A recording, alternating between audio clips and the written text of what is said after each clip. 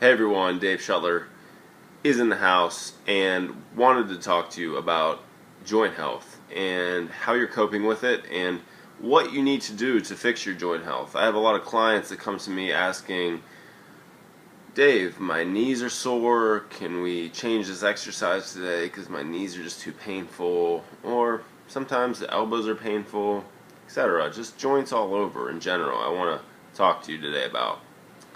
So, this condition a lot of times is called osteoarthritis. Basically, this is inflammation in the joints. And what can help with this is food. A lot of people look to supplements, and we'll go over those later. But few basic points about this osteoarthritis and inflammation. Basically, when America eats the SAD diet, I like to call it the standard American diet. Our diets are just loaded with processed carbohydrates, refined foods, just a real out of balance, out of whack diet, pretty much.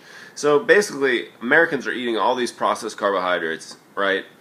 What that does is it spikes insulin through the roof. And actually, an excess of carbohydrates, whether it be processed, obviously processed are much worse, but just an excess of carbohydrates is going to actually leach out minerals and vital minerals and nutrients from your bones, and basically make your bones much weaker. See, around your bones you have cartilage, and if that starts to deteriorate, basically what's going to happen is you have bone rubbing on bone. See, a person that's exercising efficiently and healthy and everything's working great, your bones are going to just glide over one another, and there's really going to be no any type of friction between the bones, because you'll know it. You'll experience some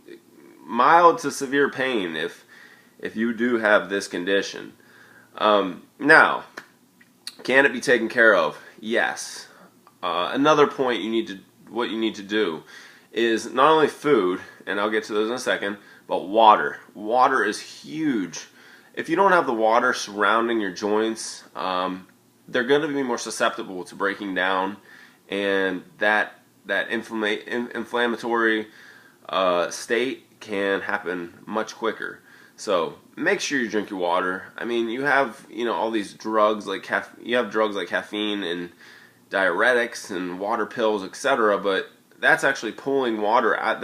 That's actually pulling water out of you. So if you do any caffeine like coffee or anything, just make sure you're drinking tons of water. I think the average American loses I think it's 10 glasses of water a day just from urination and going to the bathroom, etc. So you need to make sure you're drinking enough water. Now, as far as foods go, and let me check over here. Foods. So just to name a few, let's see. Okay, broccoli, spinach, kale. They all increase calcium to help with joint pain. Obviously, the big one, big, is fish oils and omega-3s. Now, you want to find a quality fish oil supplement. You just don't want to, because of laboratory testing and things like that, some are much better than others. You don't just want to go out to the store and be like, oh, CVS, fish oil, cheapest one, great, we're good to go. No. Make sure you go to a small health food store or a Whole Foods. Talk to some people, find a brand that really is trusted, and if it's if it's a little more expensive, $5 expensive, get it. I recommend the average person starting out fish oil anywhere from 3,000 to 5,000 milligrams a day. That could even be doubled depending on your situation. Somebody might actually be lacking in omega-3s, so you can actually bump that up, and it's going to assist with fat loss. Getting away from fish oils and things like that, food sources, great source of omega-3s is salmon. Another one is just avocados.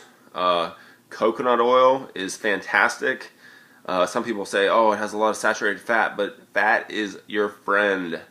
Fat is going to help with hormone production, testosterone levels in men, and it's going to help, overall just feeling full and satiated. Another great source of, or another great supplement, is vitamin D. A lot of people are lacking in vitamin D, and just supplementing with about 2,000 to 4,000 milligrams of vitamin D is extremely beneficial for joint health and inflammation. And protein, obviously, protein helps with damaged cartilage. So you got a little light off the other computer over here. I'm just taking notes off of. But protein's very important, obviously, for tissue repair, and obviously, that goes hand in hand with exercise. And just keep in mind, joint problems aren't part of aging. Some people are like, oh, you'll get this when you get older, and people always tell me, oh, you'll never look like, you're going to look like me when you're older. I always have older people telling me that. That is bullshit. Because listen, you take care of yourself, you read up on things, you follow your nutrition, you exercise, you're going to be good for a long time. So make the investment, take the time for yourself, and do something for yourself, and take care of your joints. Last thing, glucosamine, chondroitin, MSM, all really beneficial. I take these on a daily basis. Usually there's about 3 pills you have to take, and glucosamine and chondroitin, it's preventative. I mean, along with food is your number one thing you want to be aware of with joints. And because a lot of these carbohydrates are just causing a lot of inflammation in your body. Not only in your joints, just all over inside. So if you start eating whole foods, you start adding these omega-3s in, more nuts, more avocados, more olive oil, more coconut oil, you're gonna see results. It might take, 2-3 weeks to start seeing results in your joints, but stick with it. Change is slow, change will come, and you can just stick with it for a lifetime. So anyway, guys, I hope this helped, this little blog on joint health, and hopefully you add some of these things into your diet. Just let me know if you have any questions. I'm always here to assist you, and I will talk to you guys soon. Have a good night. Later.